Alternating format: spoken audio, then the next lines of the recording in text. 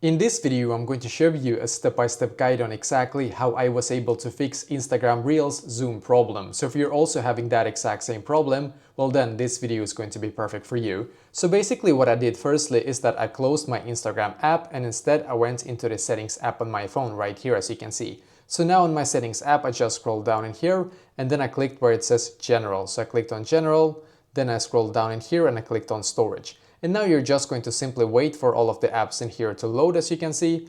And now when it's done, just swipe up and click on search. Up top here, search for Instagram and click on the Instagram app. Now you're just going to simply click on offload app, and once again down below here, click on offload app. You're just going to wait now a couple of seconds and then click on the reinstall app button. So I did this myself, by the way, and when it was done, when the Instagram app is going to be like done updating right here, it might take you a couple of minutes, just so you know.